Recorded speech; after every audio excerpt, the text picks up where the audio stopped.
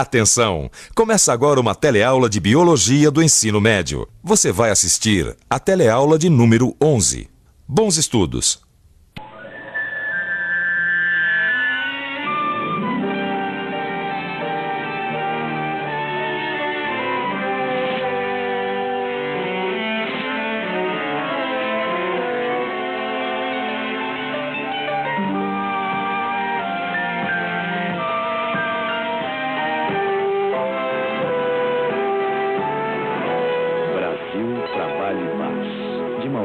É mais fácil.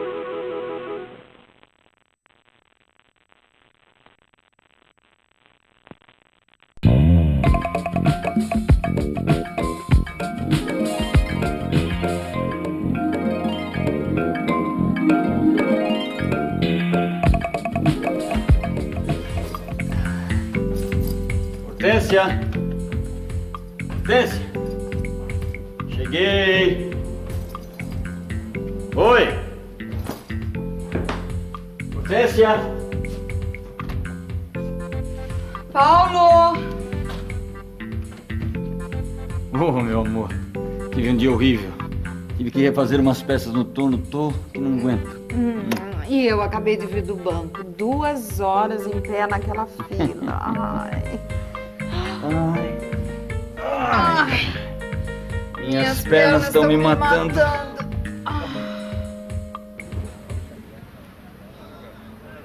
Você costuma sentir dores nas pernas depois de ficar parado muito tempo no mesmo lugar? Pois fique sabendo que isso não acontece só com você, não. Quer ver? Senhorita, por favor, diz pra gente, você sente dores nas pernas depois de ficar muito tempo assim na fila, de pé, muito tempo? Depois de um certo tempo, sim. Você sabe por que isso acontece? Eu acho que é devido à má circulação sanguínea. Penso que é o tempo que eu fico em pé, cansado. Olha, eu acredito que seja em função da circulação, né, sanguínea. Hoje, por causa do frio também, a circulação já fica um pouco menor. E o cansaço. Pessoa que não costuma se exercitar, tem uma vida muito sedentária, e aí quando fica de pé, o organismo sente uma diferença, né? Depende da idade, depende do... se a pessoa faz exercício ou não, né? Se ela costuma a ficar de pé ou correr, se ela ficar numa fila há muito tempo, ela não vai sentir grande coisa. Será que é isso mesmo? Olha, fique ligado, porque na teleaula de hoje você vai ficar sabendo por que a gente sente essa dor nas pernas quando fica muito tempo parado na mesma posição. Você vai conhecer o sistema circulatório, atualmente conhecido como sistema cardiovascular, a importância do coração, o que são e como funcionam os vasos sanguíneos e como o conhecimento do sistema cardiovascular pode ajudar a aliviar as dores nas pernas. Agora sente, relaxe, porque a nossa teleaula está começando.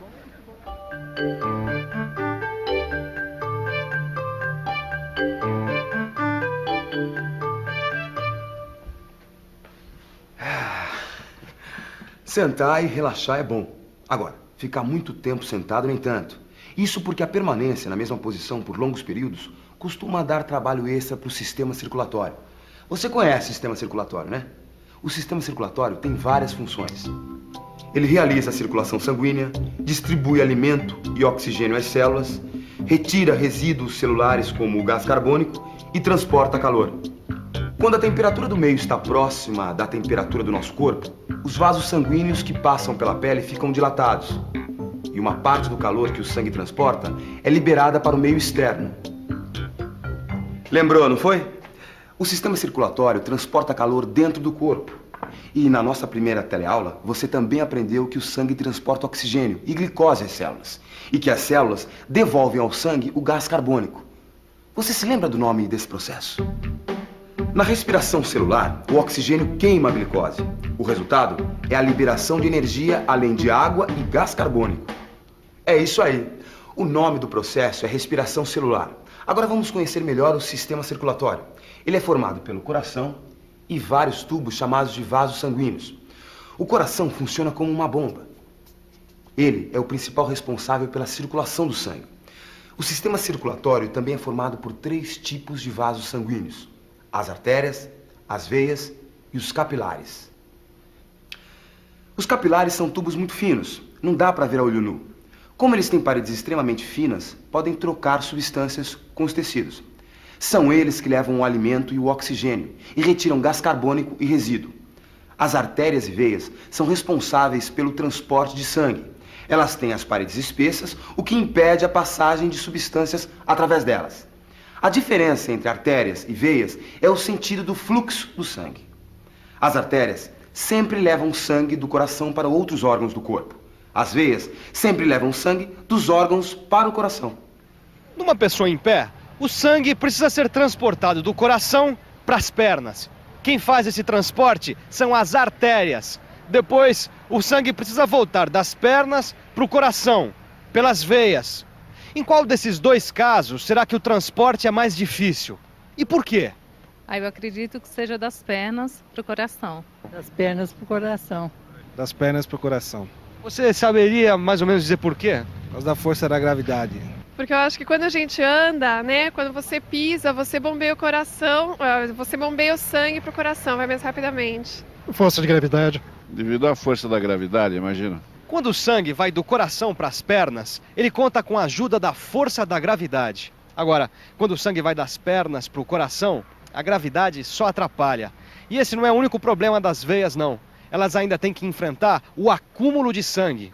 Olha só, presta atenção no exemplo aqui que a minha amiga Camila vai dar para explicar isso melhor para vocês. Camila, pode soprar a bexiga.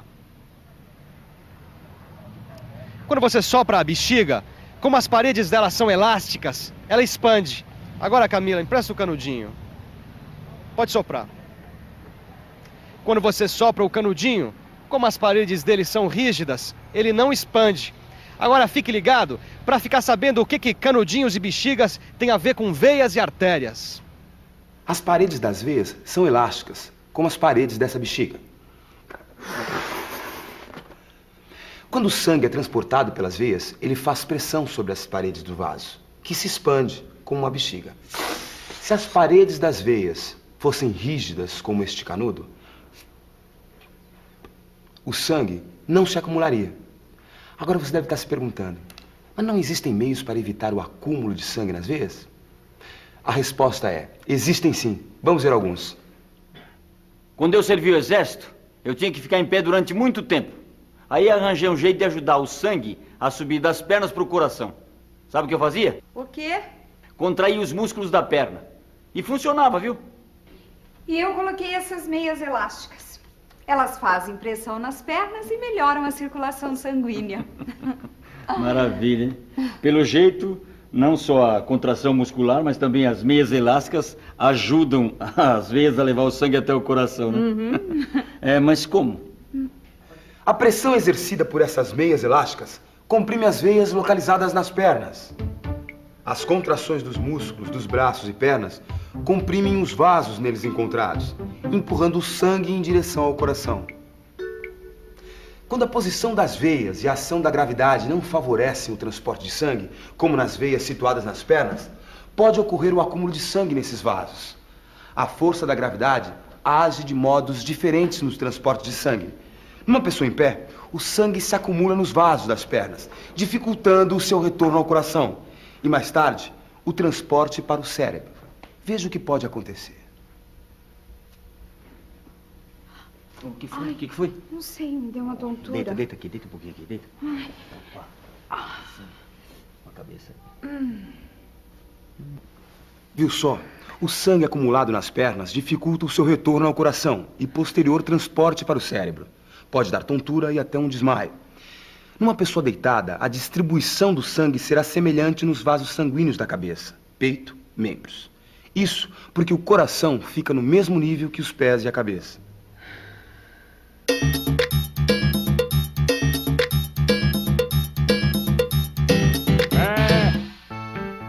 Sabia que quando uma pessoa sofre um desmaio, é recomendável que ela seja mantida deitada por um certo tempo para que o sangue possa chegar ao cérebro com mais facilidade? Para o sangue fluir com mais facilidade, além do auxílio da contração muscular, nós temos válvulas que se situam nas paredes das veias. As válvulas se abrem para permitir que o sangue flua em direção ao coração. Quando o sangue tende a fluir na direção contrária ao coração, as válvulas se fecham. Quando as válvulas não funcionam corretamente, as veias ficam inchadas e doloridas. O mau funcionamento das válvulas pode ocasionar a formação de varizes, que frequentemente podem ser vistas sob a pele. Nós já vimos nesta teleaula que quando uma pessoa fica em pé por muito tempo, o sangue se acumula nas veias das pernas. O sangue acumulado pressiona ainda mais as paredes das veias, que se dilatam. No entanto, as válvulas das veias não aumentam de tamanho. Assim, as válvulas não mais se fecham completamente. Ficam incapazes de bloquear o fluxo de sangue na direção contrária ao coração. Vamos ver agora como tudo isso acontece na prática.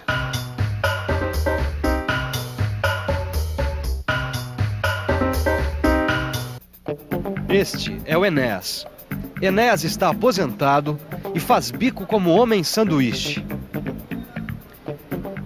Enéas passa o dia todo em pé, parado, sem contrair os músculos nem usar meias elásticas. A falta de contração dos músculos leva a um acúmulo de sangue nos vasos. Esse acúmulo aumenta a pressão exercida pelo sangue nas paredes das veias. Aí, o plasma, que é a parte líquida do sangue, pode vazar para os tecidos através dos capilares. E o vazamento impede a chegada de sangue às células do músculo. Como o sangue não chega às células dos músculos, os músculos deixam de receber nutrientes. Sem nutrientes, os músculos ficam fracos e doloridos. Além disso, por ficar em pé por muito tempo, as válvulas das veias das pernas de Enéas estão funcionando mal. Isso também faz o sangue se acumular. E o resultado é... varizes. Oh, meu Deus do céu! Fique agora com a nossa revisão. E atenção, se liga aí que é hora da revisão. Na teleaula de hoje, você aprendeu que a força da gravidade numa pessoa em pé causa acúmulo de sangue nas veias das pernas.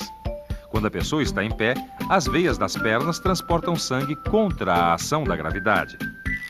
As paredes das veias são elásticas, por isso, há uma tendência a ocorrer acúmulo de sangue nesses vasos.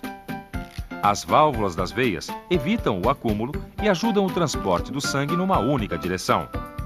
Quando não funcionam corretamente, podem ocorrer as varizes. A contração dos músculos comprime as veias localizadas entre eles. Quando uma pessoa fica em pé por muito tempo, a falta de contração dos músculos e o mau funcionamento das veias pode dar dor de pernas. Se você tem que pegar muita fila, ou se tem uma profissão que te obriga a ficar de pé durante longos períodos, você já sabe o que vai acontecer. Dores nas pernas. Por isso, sempre que você puder, coloque as pernas para cima, contrai os músculos e aproveite para dar uma lida no seu livro de biologia. Até a próxima!